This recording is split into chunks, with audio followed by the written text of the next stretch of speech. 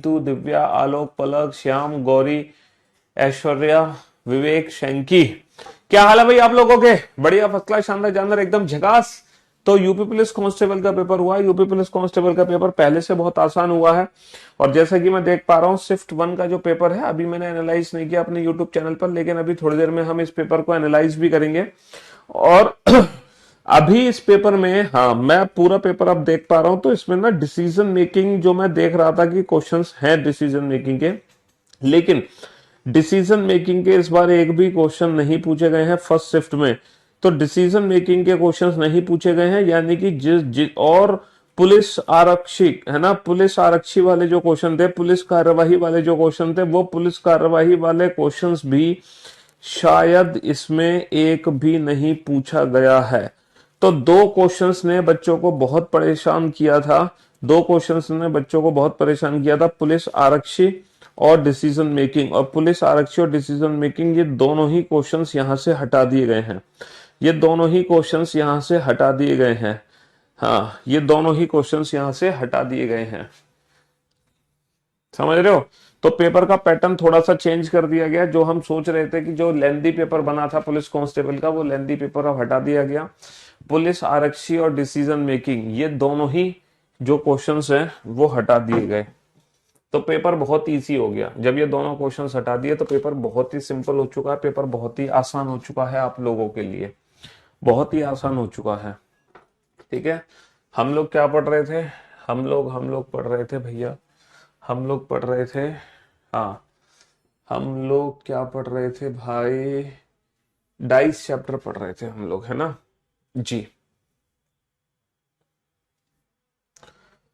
और dice chapter में, है ना, हमने 1 फिगर क्वेश्चन कर लिए हैं, हमने 2 फिगर क्वेश्चन कर लिए, है ना। और हमने 2 फिगर में बेटा नो कॉमन, 1 कॉमन और 2 कॉमन, ये सब कुछ हमने पढ़ लिया, है ना।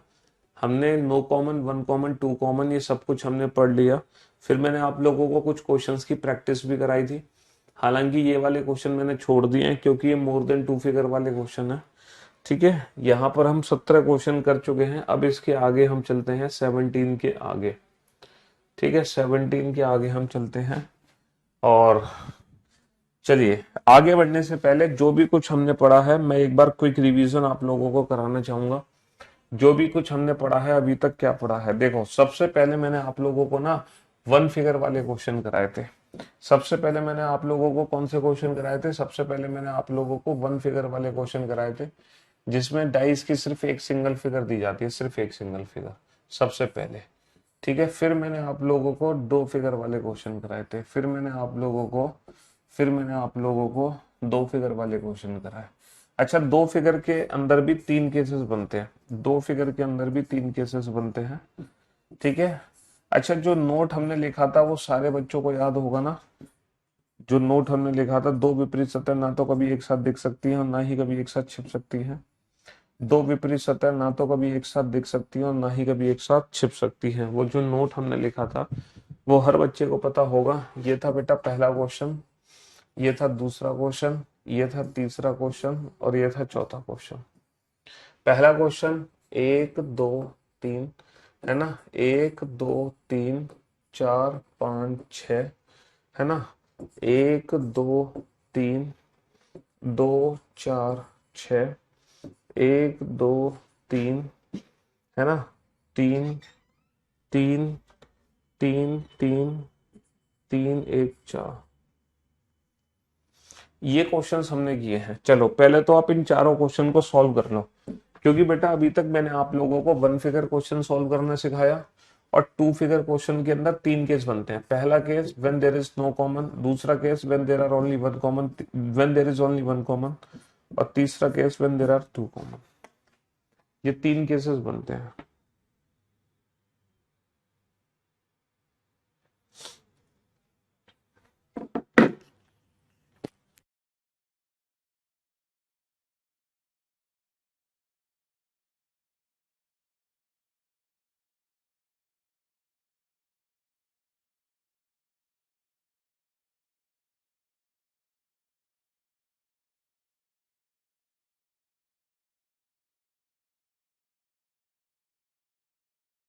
ये वाले क्वेश्चंस बनाओ फटाफट से। एक बार जितना भी हमने पढ़ा है वो एक बार क्विक रिवीजन कर लो, जल्दी से रिवीजन कर लो जितना भी हमने पढ़ा है।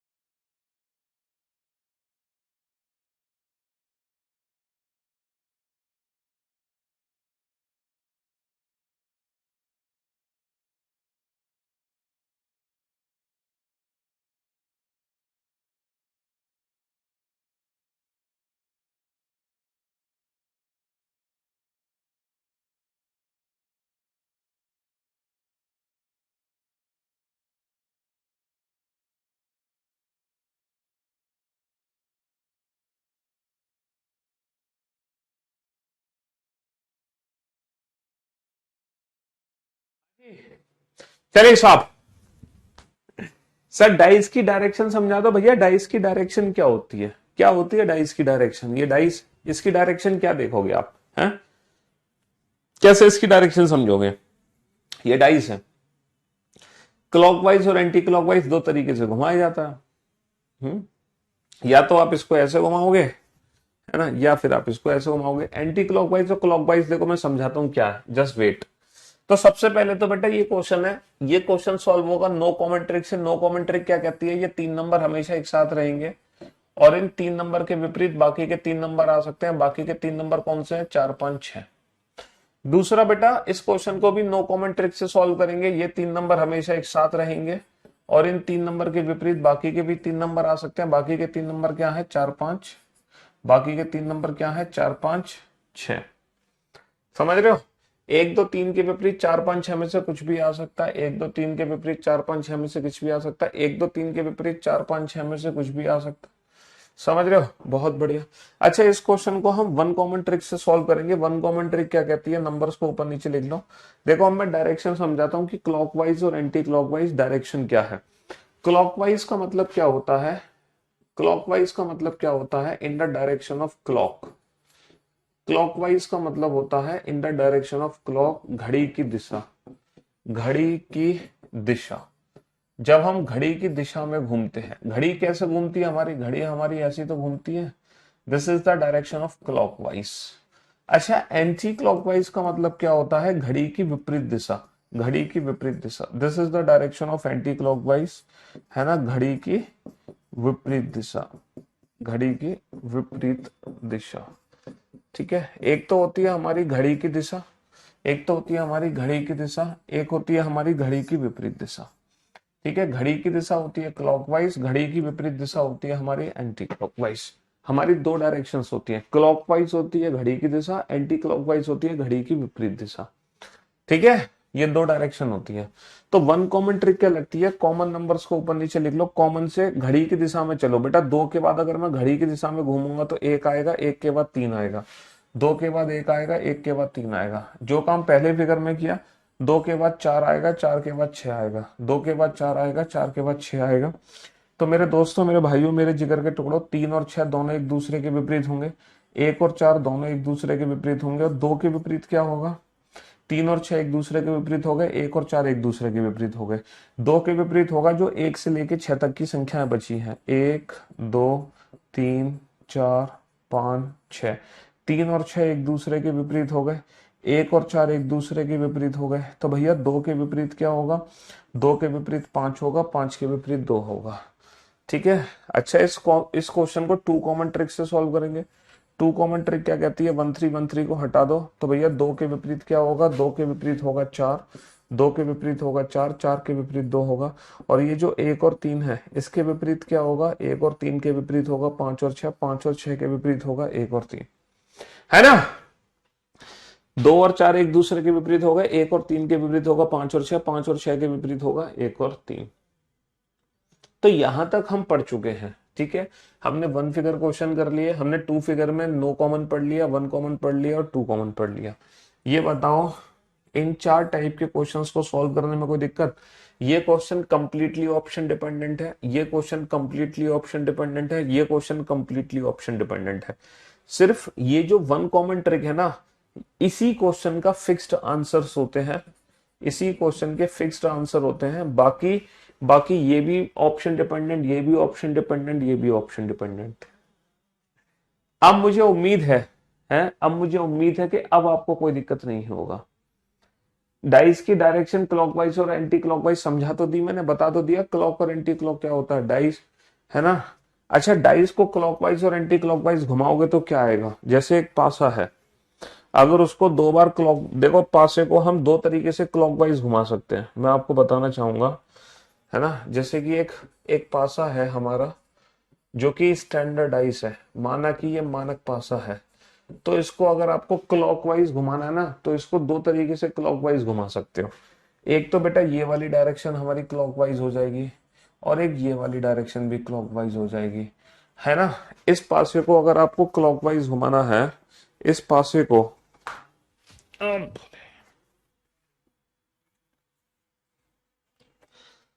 सॉरी, अगर आप इस डाइस को क्लॉकवाइज घुमाना चाहते हो तो 2 तरीके से क्लॉकवाइज घुमा सकते हो। एक तो बेटा ऐसे क्लॉकवाइज घुमा सकते हो, लाइक दिस, ये। और दूसरा क्लॉकवाइज कैसे घुमा सकते हो? दूसरा क्लॉकवाइज यहां से भी घुमा सकते हो, जैसे कि ये। ठीक है, 2 डायरेक्शन होंगी क्लॉकवाइज, एक तो ये वाली होगी क्लॉकवाइज और एक ये वाली होगी क्लॉकवाइज, ये 2 डायरेक्शन चलती हैं। इस पासे को इस पासे को अगर मैं किसी भी तरीके से, अच्छा इस पासे को मैं कितनी बार घुमाऊं, है ना? अगर मैं इस तरीके से कितनी बार घुमाऊं, है ना, ये वाली डायरेक्शन में मैं कितनी बार इसको रोटेट कराऊं, है ना, क्लॉकवाइज डायरेक्शन में कितनी बार घुमाऊं कि ये पोजीशन मुझे सेम मिल जाएगी। अगर मैं इसको एक बार घुमाऊंगा तो बेटा एक तो सामने रहेगा, 2 आ जाएगा यहाँ पे, और 3 चला जाएगा नीचे, और जो 3 के विपरीत है 4 आ जाएगा ऊपर। फिर जब मैं पासे को दोबारा से घुमाऊंगा, तब क्या होगा बेटा? फिर एक मेरे सामने रहेगा, अब 2 आ जाएगा नीचे, 2 नीचे चला जाएगा, 4 खिसक के इधर आ जाएगा, और जो 2 के विपरीत है 5 इधर आ जाएगा। फिर इसको जब दोबारा से घुमाया जाएगा, है ना, फिर क्या होगा? फिर एक मेरे सामने होगा, अब क्या होगा? 4 आ जाएगा नीचे, है ना, और 5 आ जाएगा इधर खिसक के, 4 के विपरीत 3 ऊपर चला जाएगा। फिर इस पासे को एक और बार घुमाएंगे, इस पासे को एक और बार हम घुमाएंगे क्लॉकवाइज, तो एक रहेगा सामने, 3 आ जाएगा इधर, और 5 आ जाएगा नीचे, 5 के विपरीत 2। क्या अब देखो, यानी कि ये वाली जो पोजीशन है, ये वाली पोजीशन सेम कितनी बार रोटेशन पे हुई है? 1 2 3 4। यानी कि अगर मैं किसी पासे को 4 बार एक डायरेक्शन में रोटेट कराऊंगा तो मेरी पोजीशन मुझे सेम मिल जाएगी, 4 बार घुमाने पे। चाहे आप ऐसे घुमाओ 4 बार तो भी आपको पोजीशन सेम मिलेगी, चाहे आप डाइस को इस तरीके से रोटेट कराओ, जैसे इसको फिक्स कर लो, और ऐसे रोटेट कराओ 4 बार, तो 4 बार जब ऐसे घुमाओगे तो पोजीशन सेम आ जाएगी आपकी। ठीक है। एक बच्चा पूछ रहा था कि डाइस को घुमाते कैसे, तो मैंने उसको घुमाना बता दिया, बस बात खत्म। चलिए साहब, अब हम आगे बढ़ते हैं। मैंने 12 क्वेश्चन तो बेटा क्लास में कराए थे आपको, उसके बाद मैंने आपको कुछ क्वेश्चंस की प्रैक्टिस कराई थी 17 क्वेश्चन की। हालांकि अभी मोर देन 2 फिगर वाले क्वेश्चन अभी हमने सॉल्व नहीं किए, मोर देन 2 फिगर वाले करेंगे, लेकिन पहले हम 2 फिगर के क्वेश्चन को कंप्लीट कर लें। मोर देन 2 फिगर भी हम पढ़ेंगे, लेकिन पहले हम 2 फिगर वाले क्वेश्चंस को कंप्लीट कर लें। ये वाला क्वेश्चन सॉल्व करो, ये वाला क्वेश्चन सॉल्व करो।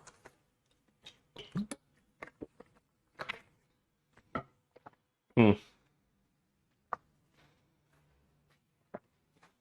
इस क्वेश्चन को बनाओ।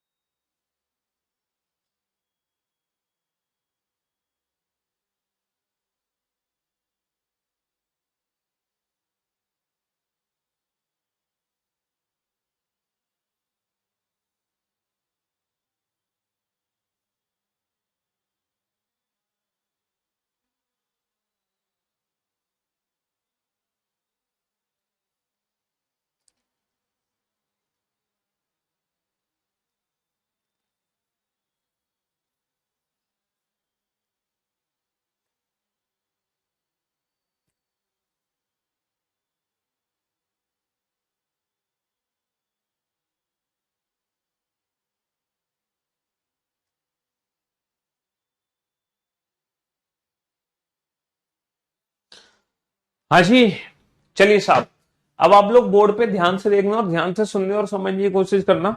सबसे पहले तो ये बताओ, इस क्वेश्चन को कौन सी ट्रिक से सॉल्व करोगे? नो कॉमन, वन कॉमन या टू कॉमन? सर इस क्वेश्चन को हम टू कॉमन ट्रिक से सॉल्व करेंगे। टू फोर को हटा दो, तो भैया 3 के पीछे 6 है और 6 के पीछे 3 है।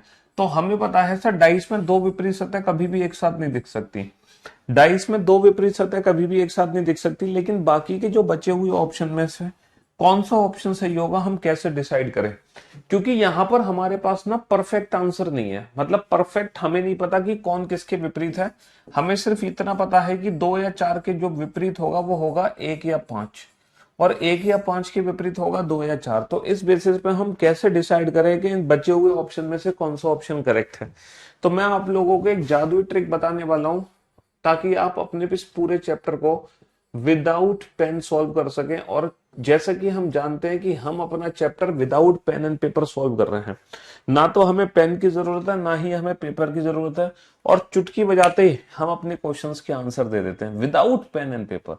कैसे देंगे बेटा? बचे हुए ऑप्शंस में से, है ना, इन दिए गए ऑप्शंस में से वो ऑप्शन करेक्ट होगा जिस ऑप्शन में 3 और 6 में से कोई भी एक नंबर दिखाई दे जाए। बेटा 3 और 6 में से कुछ दिखाई दे रहा है, कुछ दिखाई नहीं दे रहा। 3 और 6 में से कोई एक दिखना चाहिए, दोनों नहीं दिख सकते। 3 और 6 में से कुछ दिखाई दे रहा है, नहीं दिखाई दे रहा। 3 और 6 में से कुछ दिखाई दे रहा, दे रहा। बस option D is the right answer. Sir ऐसे कैसे कर दिया आपने? सर इसके पीछे कोई लॉजिक तो होगा। आपने कहा कि 3 और 6 में से कोई एक नंबर दिखाई दे, वही ऑप्शन करेक्ट है, बाकी सारे गलत है। इसके पीछे लॉजिक क्या है? देखो इसके पीछे लॉजिक क्या, मैं आपको समझाता हूँ। मुझे एक बात बताओ, ऑप्शन ए क्यों गलत है? क्योंकि डाइस में दो विपरीत सतह कभी भी एक साथ नहीं दिख सकती। अच्छा, ऑप्शन बी क्यों गलत है? मुझे एक बात बताओ, ऑप्शन बी में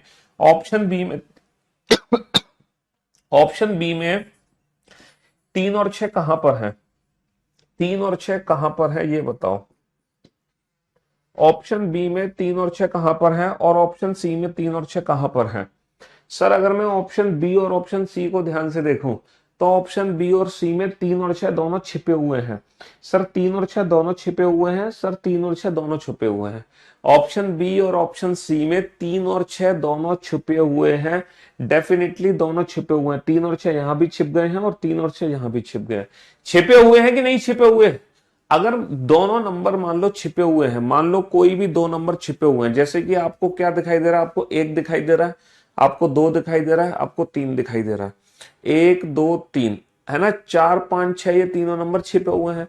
अगर ये 4 5 6 तीनों नंबर छिपे हुए हैं तो ये तीनों एक दूसरे को टच करेंगे कि नहीं करेंगे? सर 100% एक दूसरे को टच करेंगे। जो नंबर छिपे हुए हैं वो डेफिनेटली देखो 4 5 6, अगर ये नंबर छिपे हुए हैं तो ये एक दूसरे को टच कर रहे थे। इसका मतलब 3 और 6 दोनों पीछे हैं, और अगर दोनों पीछे हैं तो दोनों एक दूसरे को टच करेंगे। और दो विपरीत सतह तो कभी एक दूसरे को टच नहीं कर सकते। Two opposite number can never be seen together all और also can never be adjacent to each other. Two opposite number can never be adjacent to each other. दो विपरीत सतह कभी भी एक साथ नहीं हो सकते। तो अगर 3 और 6 दोनों छिप गए, इसका मतलब दोनों एक साथ हैं। तो बेटा दोनों एक साथ नहीं हो सकते। 3 और 6 छिप गए तो दोनों एक साथ नहीं हो सकते। इसीलिए मैंने आपसे कहा कि 3 और 6 ना तो दोनों एक साथ दिख सकते हैं, ना ही दोनों एक साथ छिप सकते हैं। अब बेटा ऑप्शन एलिमिनेशन नोट जो मैंने आपको लिखाया था, उस नोट को कंप्लीट करो। उस नोट को कंप्लीट करो। Two opposite numbers, two opposite surfaces, two opposite surfaces can never be seen together and also can never be hidden together. उस जो मैंने ऑप्शन एलिमिनेशन नोट आपको लिखाया था ना कल, उस नोट को बेटा कंप्लीट कर लो। Two opposite surfaces can never be seen together and also can never be hidden together. दो विपरीत सतह है, दो विपरीत सतह है, ना तो कभी एक साथ दिख सकती हैं। दो विपरीत सतह है, ना तो कभी एक साथ दिख सकती हैं और ना ही कभी एक साथ छिप सकती हैं। दो विपरीत सतह ना तो कभी एक साथ दिख सकती हैं और ना ही कभी एक साथ छिप सकती हैं। Two opposite numbers can never be seen together and also can never be hidden together. दो विपरीत सतह ना तो कभी एक साथ दिख सकती हैं और ना ही कभी एक साथ छिप सकती हैं। ये है ऑप्शन एलिमिनेशन ट्रिक।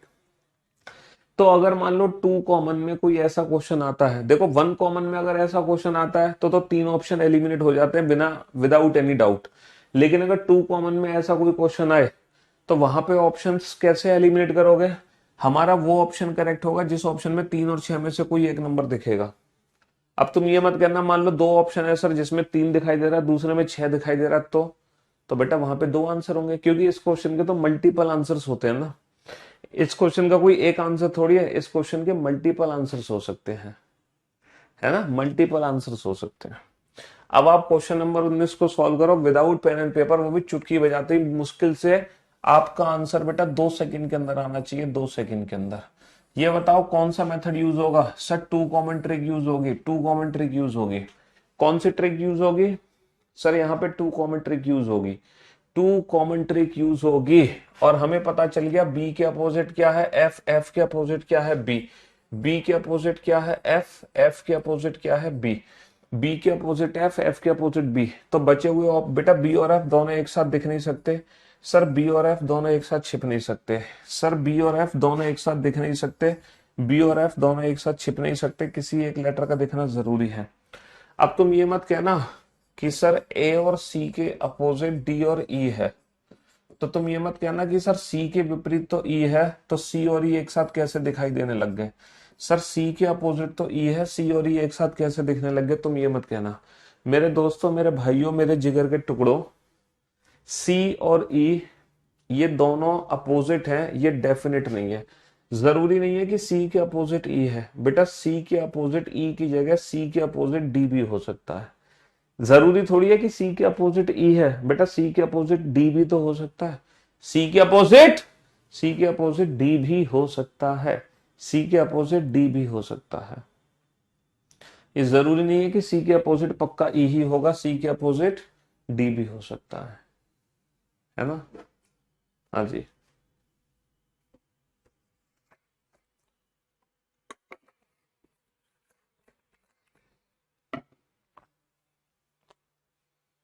हम्म, बनाओ बनाओ बनाओ बनाओ, फटाफट से बनाओ, जल्दी से। समझ गए? बिल्कुल बिल्कुल, विदाउट पेन एंड पेपर। चलिए साहब, अब हम पढ़ेंगे मोर देन टू फिगर वाले क्वेश्चन तो बाद में करेंगे हम, लेकिन उससे पहले मोर देन टू फिगर से पहले अभी टू फिगर वाले क्वेश्चन कर लो। जरा इस क्वेश्चन को करना, व्हाट इज अपोजिट टू 3। जल्दी से बताओ बेटा, 3 के विपरीत क्या है, जल्दी से बताओ।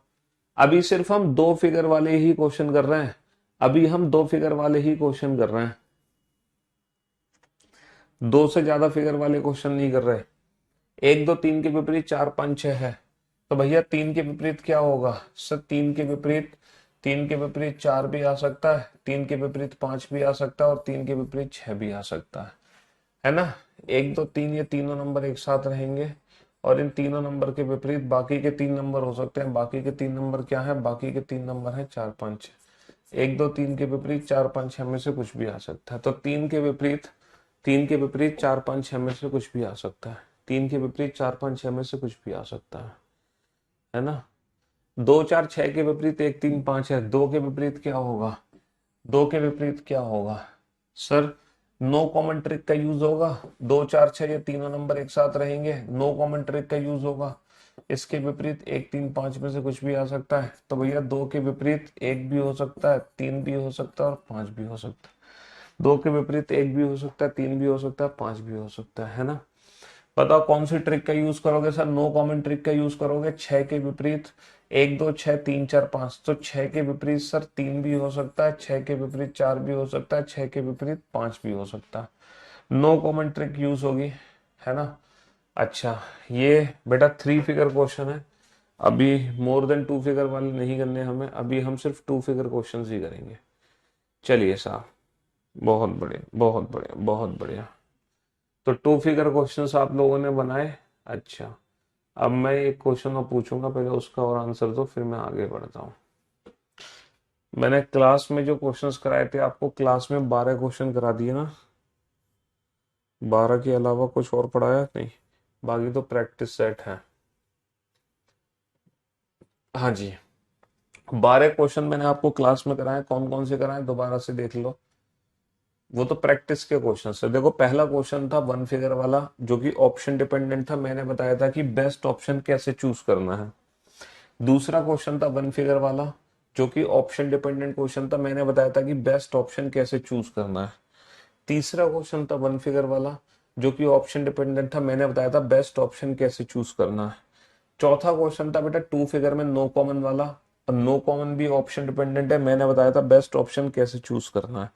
पांचवा क्वेश्चन भी बेटा नो कॉमन वाला था, जो भी ऑप्शन डिपेंडेंट क्वेश्चन था, फिर हमने बताया था कि दिए गए 4 में से 3 ऑप्शन कैसे एलिमिनेट होंगे। फिर बेटा हमने 1 कॉमन ट्रिक वाला क्वेश्चन किया छठा, फिर हमने 1 कॉमन ट्रिक वाला क्वेश्चन किया सातवां, फिर आठवां, फिर नौवां और 10वां भी हमने 1 कॉमन ट्रिक वाला क्वेश्चन किया। फिर 11वां हमने बेटा 2 कॉमन ट्रिक सीखी, फिर हमने 2 कॉमन ट्रिक सीखी, और 2 कॉमन ट्रिक में हमने बेस्ट ऑप्शन चूज करना सीखे। फिर हमने 2 कॉमन ट्रिक सीखी, समझ रहा। तो 2 कॉमन ट्रिक में बेस्ट ऑप्शन चूज करना सीख लिया हमने। चलिए साहब, अब हम चलते हैं क्वेश्चन नंबर 13 पे। एक क्वेश्चन हमारे सामने, जरा इस क्वेश्चन को लिखो।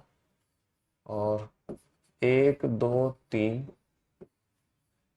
1 2 3 4 5 6, there are 2 different position of a single dice are given.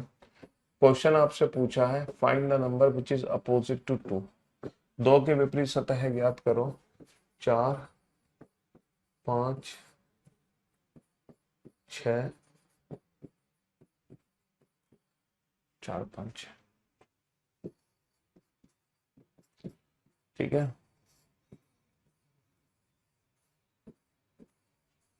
एक बहुत ही शानदार चीज मैं आपको बताने जा रहा हूँ। 1 2 3 4 5 6।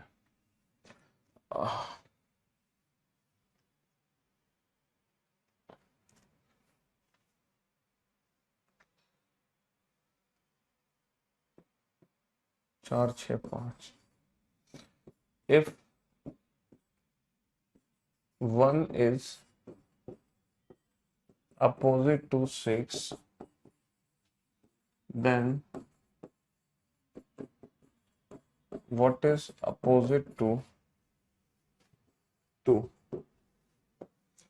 बहुत ही लाजवाब क्वेश्चन है। यदि यदि 1 के विपरीत 6 है, तब 2 के विपरीत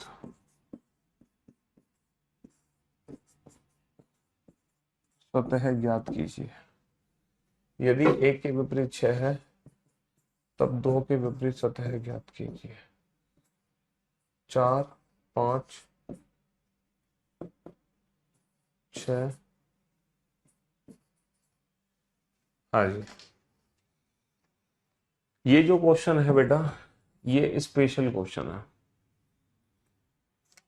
ये स्पेशल क्वेश्चन है, सॉल्व करो। सोच समझ के आंसर देना बेटा। क्वेश्चन नंबर 14 का।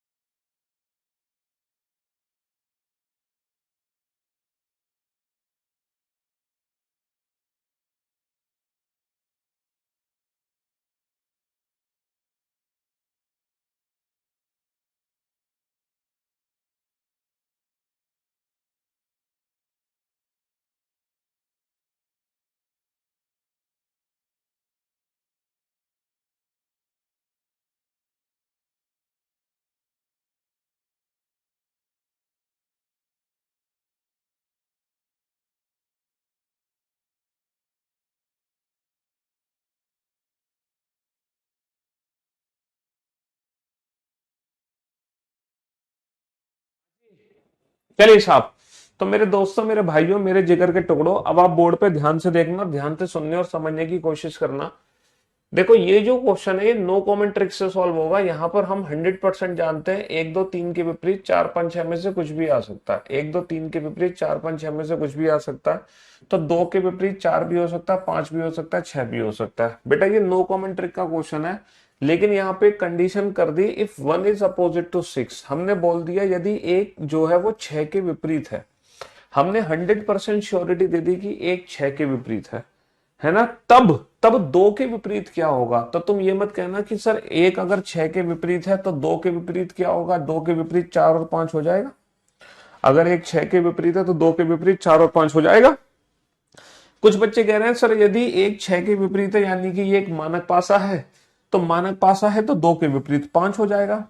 अबे भाई मैंने कल क्या बताया था, सिर्फ 1 और 6 एक दूसरे के अगर विपरीत हैं तो इस वजह से ये सिर्फ मानक पासा नहीं होंगे, है ना। मानक पासा बनने के लिए 1 के विपरीत 6 भी होना चाहिए, उसके साथ साथ 2 के विपरीत 5 भी होना चाहिए, उसके साथ साथ 3 के विपरीत 4 भी होना चाहिए। मानक पासा बनने के लिए 1 6 2 5 3 4 ये सब होना चाहिए। सिर्फ 1 के विपरीत 6 है, सिर्फ 1 के विपरीत 6 है, उस हिसाब से ये मानक पासा नहीं होगा। ठीक है, देखो अगर ये नो कॉमन का क्वेश्चन था और यहाँ पे कंडीशन दे दी कि अगर 1 के विपरीत 6 है, तो ये स्पेशल 1 कॉमन ट्रिक वाला क्वेश्चन बन जाता है। अब यहाँ पे स्पेशल 1 कॉमन ट्रिक अप्लाई होगी। अब स्पेशल 1 कॉमन ट्रिक क्या है, स्पेशल 1 कॉमन ट्रिक ये है कि जो नंबर्स हमारे कॉमन होते हैं हम क्या करते हैं, एक दूसरे के ऊपर नीचे लिखते हैं। यहाँ पे ये कॉमन नहीं है, बट ये एक दूसरे के अपोजिट है, तो जो एक दूसरे के अपोजिट है वो एक दूसरे के ऊपर नीचे लिखो। पहली फिगर में हम 1 से क्लॉकवाइज घूमेंगे 1 2 3। बेटा नॉर्मल जो 1 कॉमन ट्रिक होती है उसमें हम क्या करते हैं, कॉमन कॉमन को ऊपर नीचे लिख के कॉमन से क्लॉकवाइज, कॉमन से क्लॉकवाइज। लेकिन स्पेशल 1 कॉमन ट्रिक में हमें क्या करना है कि अपोजिट नंबर्स को एक दूसरे के ऊपर नीचे लिखेंगे। अगर पहले फिगर में हम क्लॉकवाइज घूमे हैं तो दूसरे फिगर में हमें एंटी क्लॉकवाइज घूमना पड़ेगा। तो 6 के बाद आएगा 4, 4 के बाद आएगा 5। तो अगर पहले फिगर में हम क्लॉकवाइज घूमे तो दूसरे फिगर में हम एंटी क्लॉकवाइज घूमेंगे। ऐसा हमने क्यों किया, देखो ऐसा मैंने इसलिए किया, जैसे ये जो फिगर है ये 1 2 3 है, ये फिगर मेरी 1 2 3 है, ठीक है। और हमें एक बात पता है कि भैया एक के विपरीत क्या है, 6। तो 6 के विपरीत 1 है ना, बोलो 6 के विपरीत है क्या कि नहीं है, मानते हो कि नहीं मानते। 6 के विपरीत 1 है कि नहीं है। इफ 1 इज अपोजिट टू 6, बेटा 6 के अपोजिट क्या है, 1। तो अगर मैं 1 को पलट के ऊपर लाऊंगा, अगर मैं 1 को पलट के ऊपर लाऊंगा, अगर मैं 1 को पलट के नीचे से ऊपर लाऊंगा, तो बेटा ये जो 4 और 5 है ना, ये अपनी पोजीशन 100% चेंज कर लेंगे, है ना। तो इसी फिगर से, ये पहली फिगर थी, ये दूसरी फिगर थी, तो बेटा ये पहली फिगर थी। और अगर मैं सेकंड फिगर को मॉडिफाई करता हूं, अगर मैं 6 के अपोजिट 1 है, तो अगर मैं 1 को ऊपर लेके आता हूँ, 6 को नीचे लेके आता हूँ, 4 और 5 अपनी पोजीशन चेंज कर लेंगे। अब तुम बेटा स्पेशल 1 को, अब तुम नॉर्मल 1 कॉमन ट्रिक लगाओ, 1 को ऊपर नीचे लिखो, 1 से क्लॉकवाइज 1 2 3, 1 से क्लॉकवाइज 1 2 3, 1 से क्लॉकवाइज 1 4 5। अब जरा चेक करना, अब आपके आंसर्स मैच होंगे कि नहीं होंगे। सर डेफिनेटली अब हमारे आंसर्स मैच हो रहे हैं। तो इसीलिए अगर आप 1 कॉमन ट्रिक लगा रहे हो तो दोनों में डायरेक्शन सेम होनी चाहिए। लेकिन अगर आप स्पेशल 1 कॉमन ट्रिक लगा रहे हो तो एक में डायरेक्शन क्लॉकवाइज है, तो दूसरे में आपकी जो डायरेक्शन है वो एंटी क्लॉक चलनी चाहिए। तो दूसरे में जो आपकी डायरेक्शन है वो एंटी क्लॉक चलनी चाहिए, एंटी क्लॉक चलनी चाहिए। तो बेटा हमें पता चल गया 2 के पीछे क्या है, 2 के पीछे 4 है, 4 के पीछे 2 है। ये हमारी स्पेशल 1 कॉमन ट्रिक है। देखो जैसे कि मैं ये फिगर से समझाने की प्रैक्टिकल करता हूं, क्वेश्चन का प्रैक्टिकल करके दिखाता हूं आपको, है ना। ये 2 है तो 2 के पीछे क्या है, 5 है कि नहीं है। अच्छा 2 जो है मैंने ऊपर रखा है, 2 मैंने ऊपर रखा है, तो सामने मेरे 6 है और मेरे राइट हैंड साइड पे 1 है। सामने 6 है, राइट हैंड साइड पे 1 है, 2 ऊपर है, और 2 के अपोजिट क्या था, 2 के अपोजिट 5 था। अब बेटा अगर मैं 5 को ऊपर लेके आता हूं, अगर मैं 5 को ऊपर लाता हूं और 6 और 1 को आपको दिखाता हूं, तो पता ये आपस में चेंज हो जाएंगे। जैसे ही 5 ऊपर आएगा 6 और 1 की पोजीशन चेंज हो जाएगी। कैसे हो जाएगी जरा देखो, देखो 5 ऊपर आ गया लेकिन तुम्हारे सामने 6 नहीं है, लेकिन मुझे 6 लाना है। तो देखो, अब देखो 5 ऊपर आ गया, 5 ऊपर आ गया और 6 और 1 की पोजीशन चेंज हो गई। यहां पर पहले 6 था, अब आपको 1 दिखाई दे रहा है। यहां पे पहले 1 था, अब आपको 6 दिखाई दे रहा है। तो अगर अपोजिट नंबर्स को ऊपर लाओगे और ये दोनों सरफेस अगर आपको देखनी है तो दोनों आपस में स्वैप हो जाती हैं, चेंज हो जाती हैं। तो इसीलिए नॉर्मल वन कॉमन ट्रिक में तो हम दोनों में क्लॉकवाइज घूमते हैं, लेकिन स्पेशल वन कॉमन ट्रिक में अगर मैं एक में क्लॉक घूमूंगा तो दूसरे में मैं एंटी क्लॉक घूमूंगा। पहचानेंगे कैसे कि कौन सी ट्रिक लगानी है? हे राम, हे माँ, हे माता जी, हे भगवान। ये बच्चा कह रहा है पहचानेंगे कैसे कि कब कौन सी ट्रिक लगानी है। तुमने तो मेरी सारी मेहनत पे ही पानी फेर दिया। चलो मैं दोबारा से आपको ये सारे क्वेश्चन करा देता हूँ। मैं सारे क्वेश्चन एक बार क्विक रिवीजन करवा देता हूँ, रिवीजन के तौर पे करा रहा हूँ ये क्वेश्चन मैं आपको। 14 क्वेश्चन हो गए, ये क्वेश्चन नंबर 15 है। ये सिर्फ उस बच्चे के लिए है जो बच्चा कह रहा है कि एग्जाम में पहचानेंगे कैसे कि कब कौन सी ट्रिक लगानी है। इस बच्चे ने तो मेरी सारी मेहनत पे ही पानी फेर दिया। हम इतनी मेहनत कराने लग रहे हैं और इस बच्चे ने हमारी पूरी मेहनत पे पानी फेर दिया है, गुड़ गोबर कर दिया हमारी में। चलिए साहब,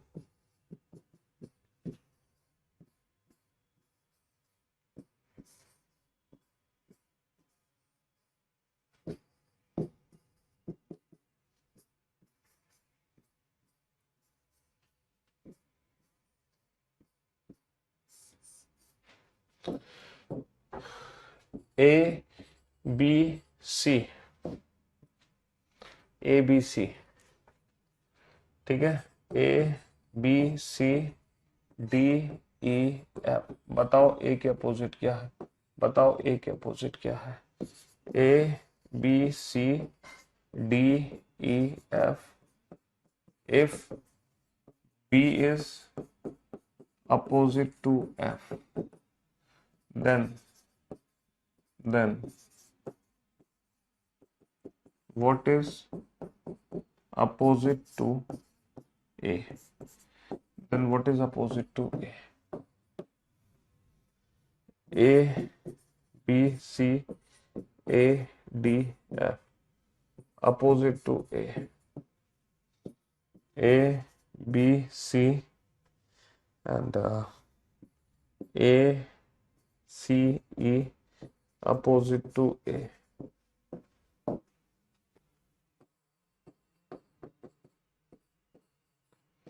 तुम्हारे सारे डाउट्स दूर हो जाएंगे।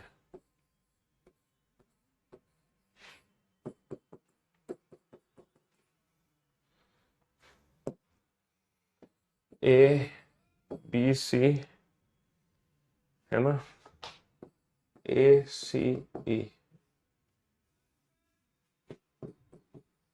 If C is opposite to F, then what is opposite to A? चलिए साहब, ये क्वेश्चंस आपके सामने है? दिख नहीं रहा? दिख नहीं रहा? क्या नहीं दिख रहा तुम्हें?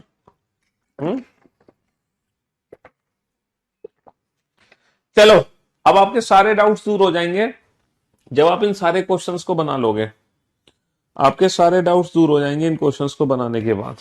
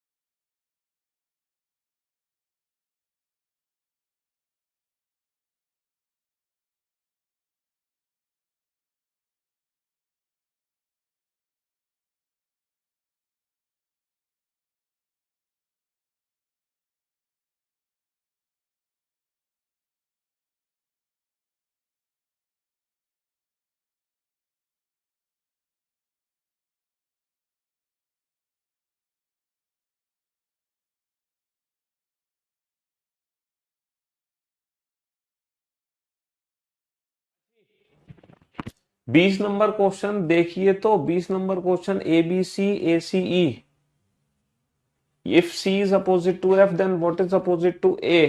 क्या दिक्कत है तुम्हें इसमें 20 नंबर क्वेश्चन में?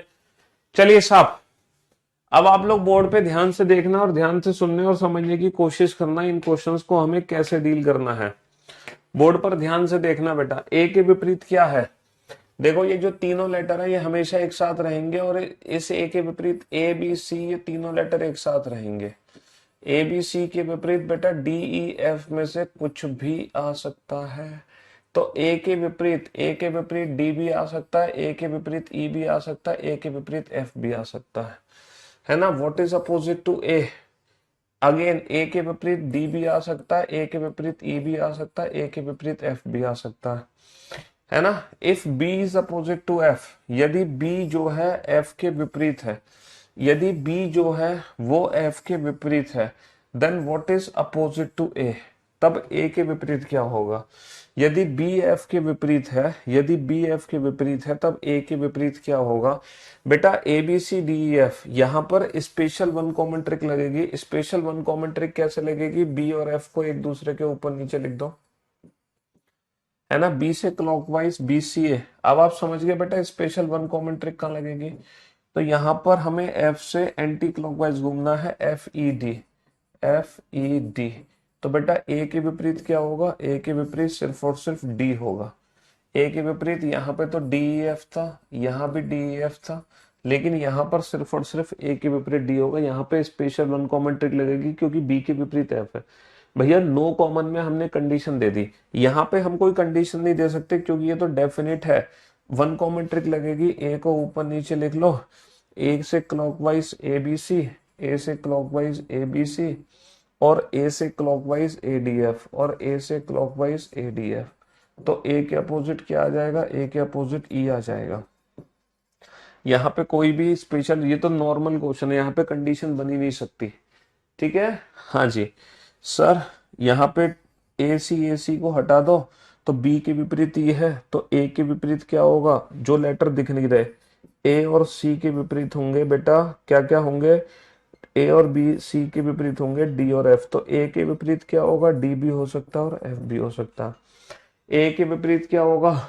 ए के विपरीत बेटा डी भी हो सकता है, ए के विपरीत डी भी हो सकता है, और ए के विपरीत एफ भी हो सकता है। ए के विपरीत डी भी हो सकता है, एफ। अब यहां पर आओ बेटा, यहाँ पे स्पेशल वन कॉमन ट्रिक नहीं लगेगी, यहाँ पे टू कॉमन ट्रिक ही लगेगी, है ना। यहाँ पे टू कॉमन ट्रिक ही लगेगी। ए और सी के विपरीत क्या है? डी और एफ है। यहाँ पे टू कॉमन ट्रिक ही लगेगी, ठीक है। यहाँ पे स्पेशल वन कॉमन ट्रिक लगी नहीं सकती। स्पेशल वन कॉमन ट्रिक सिर्फ यही लग सकती है जहां पे कुछ भी कॉमन ना हो और हम अपोजिट बता रहे हैं। हालांकि ये भी कंडीशन है, सी इज अपोजिट टू एफ। यदि बेटा सी एफ के विपरीत है, यदि सी एफ के विपरीत है, अगर बेटा 100% सी और एफ एक दूसरे के विपरीत है, तो फिर बचा क्या?